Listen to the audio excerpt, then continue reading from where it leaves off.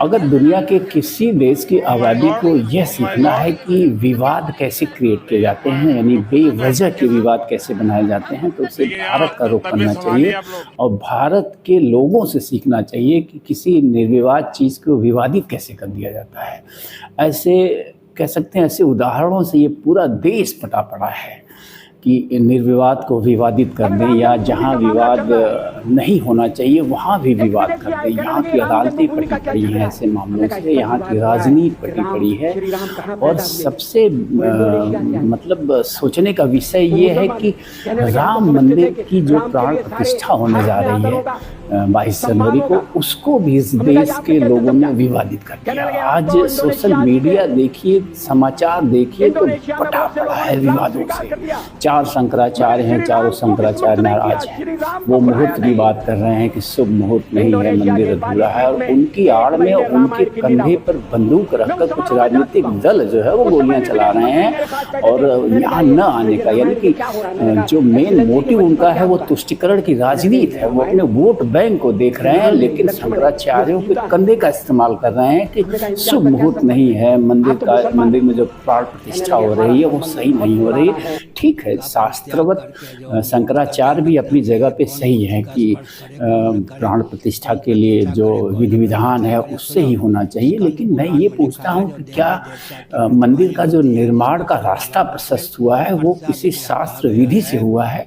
क्या सम्मति से हिंदू शंकराचार्य या इन लोगों के प्रयासों से ये मंदिर बन रहा है? निश्चित रूप से आप कहेंगे नहीं, ये राजनीतिक प्रयासों से ही बन रहा है। ठीक है, आदेश न्यायालय का है, लेकिन इसके पीछे की जो लड़ाई रही है, इसको रोके रहने के पीछे भी राजनीति रही है। आज़ादी के बाद लगातार 75 सालों तक ये मंदिर जो है विवादित बना रहा, उसके पीछे भी सिर्फ और सिर्फ और सिर्फ राजनीति थी इस देश की। और आज अगर मंदिर बनने का रास्ता प्रशस्त हुआ है तो वो भी सिर्फ राजनीति की ही देन है। उसमें किसी धार्मिक तत्व का कोई योगदान नहीं है, लेश मात्र भी किसी शंकराचार्य का या किसी धर्मगुरु का योगदान नहीं है। सिर्फ और सिर्फ भाजपा की और आरएसएस की राजनीति का, हिंदू महासभा और जो भी हिंदू संगठन हैं जो राजनीति करते हैं purely, they are not spiritual people, they are political people in the dispute of religion. तो उनके प्रयासों से ही मंदिर बन रहा है। तो अगर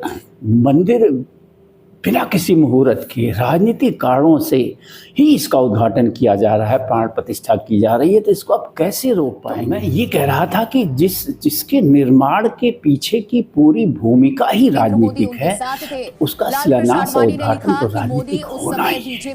इसमें किस बात की आपत्ति? तो मेरा कुल कहने का तात्पर्य यह है कि इसमें कोई संदेह नहीं है कि राम मंदिर एक पॉलिटिकल इशू बना हुआ है और ये शिलान्यास और उद्घाटन की राजनीति देश की राजनीतिक दल आज़ादी के बाद से करते रहे हैं और वो लगातार कर रहे हैं और अहरनिश वो करते भी रहेंगे संभवतः जब तक इसमें एक बड़ा बदलाव ना है। तो इसमें मेरा ये कहने का तात्पर्य है कि कुछ भी गलत नहीं है। 500 सालों के संघर्ष का परिणाम है ये। 500 सालों में जो मुझे मोटे मोटे आंकड़े हैं, लाखों हिंदुओं ने इस मंदिर के लिए कुर्बानी की। जैसे तैसे ये रास्ता प्रशस्त हुआ है और जिन लोगों के प्रयास से प्रशस्त हुआ है उनका अधिकार बनता है इसके पीछे राजनीति करने का। इसमें इसके प्राण प्रतिष्ठा में या इसके उद्घाटन में या इसके निर्माण में क्या हुआ, कैसे हुआ, इस पर राजनीति करने का हक किसी को नहीं है। वो जो संगठन है जिन्होंने इसकी लड़ाई लड़ी है, सिर्फ और सिर्फ उन्हीं का एक अधिकार है इसके कह सकता हूँ निर्माण और उद्घाटन। तो उसके बाद जब एक बार ये मंदिर ओपन हो जाता है सबके लिए, तो फिर इट बिकम्स रिलीजियस प्लेस, ये धार्मिक स्थल हो जाता है। हम सबका है, देश के एक एक जन का है ये राम मंदिर। मैं तो बार बार कहता हूँ कि राम सबके आदि पूर्वज थे, सबके पूर्वज थे। तो ये राम मंदिर सबका, हिंदू मुसलमान सिख ईसाई दुनिया भर के एक एक प्राणी मात्र का मंदिर है। तो मैं शंकराचार्य लोगों से ये राम अपील करूँगा, जन्मभूमि प्रार्थना करूँगा कि के इसे नाम पर इश्यू न बनाएं, इसे अपने मोदी सम्मान एक का इश्यू न स्मारक बनाएं नहीं कि आप बनाएगा, जैसा कहें वैसा ही हो। मैं क्योंकि जहाँ तक देख रहा हूँ कि मोहन भागवत ने कहा शंकराचार्यों का था कोई कि बड़ा हम कोई महापुरुष मानते योगदान हैं नहीं रहा है मंदिर तो महापुरुष के का स्मारक निर्माण में। बनता है, और जिन मंदिर लोगों नहीं का बनता है। योगदान रहा है वो तो लोग मंदिर का अगर ये नाम सहमत हैं देते इस हैं तो उसमें प्राण प्रतिष्ठा अक्षरधाम के दिन से और मुहूर्त से, तो इसे होने देना चाहिए। इसे विवादित बनाने की कोई ज़रूरत नहीं है। 500 सालों के बाद ये ऐतिहासिक पल आया है देश में। जैसे भी हो, इसके जो भी कारण हो, हर कुछ मुहूर्त से ही नहीं होता है। तो इसको विवादित विषय नहीं बनाना चाहिए। तो मैं यही कह रहा था कि ये देश अद्भुत देश है। मतलब किसी भी चीज़ को, किसी भी विषय को विवादित बनाया जा सकता है इस देश में। दुनिया भर के लोग सीख सकते हैं कि किसी चीज़ को कैसे विवादित बनाया जा सकता है भारत के लोगों से।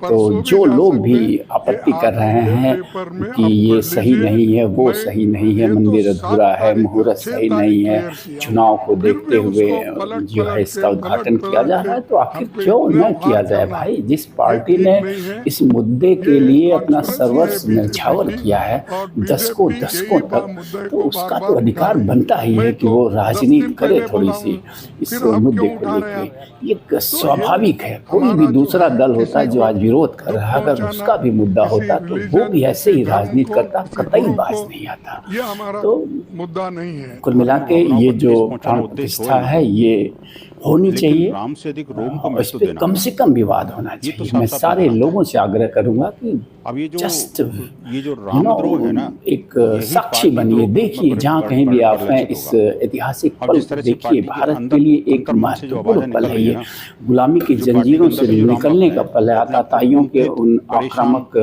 वास्तव चिन्हों में से ऐसा बाहर लग रहा है निकलने का जैसे कि समय हमारी ये है। पार्टी के ऊपर जो कुछ सनातन संस्कृति पे रावणवादी और बाबरवादी एक मानसिकता के लोगों का चिन्ह था उनका, वर्चस्व हो गया। ऐसा उनके बर्बरता अंदर दिख का, रहा है। क्रूरता देखो, का, गुलामी राम जी ने का, बुलाया था उससे उनको, बाहर एक अच्छी निकलने का ग्रेट वक्त अपॉर्चुनिटी दी आया थी। है ये। राम मंदिर लेकिन का किस बुद्धि निर्माण के एक कारण बहुत बड़ी ऐसा निर्णय उपलब्धि है लेना पड़ा, भारत के ये तो लिए। वही जाने।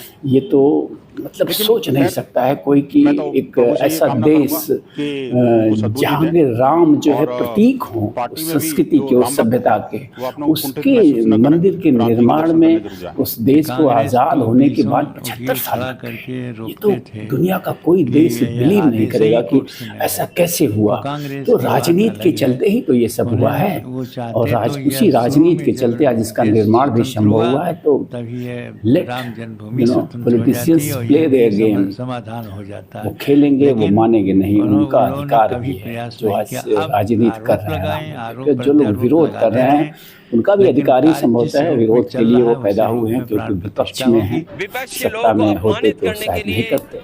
उनका योगदान होता अगर मंदिर निर्माण में, तब भी शायद नहीं करते। तो जो हो रहा है होने दीजिए। राम मंदिर का निर्माण भारत के लिए बहुत बड़ी उपलब्धि है। दैट्स मैं इतना ही समझता हूँ कि ये एक बहुत बड़ी उपलब्धि है। सदी की सबसे बड़ी उपलब्धि है भारतीय संस्कृति और सभ्यता के लिए। और इसके सकारात्मक परिणाम आपको देखने को मिलेंगे इस देश के विकास में, इस देश की समृद्धि में आने वाले समय में। थैंक यू, नमस्कार।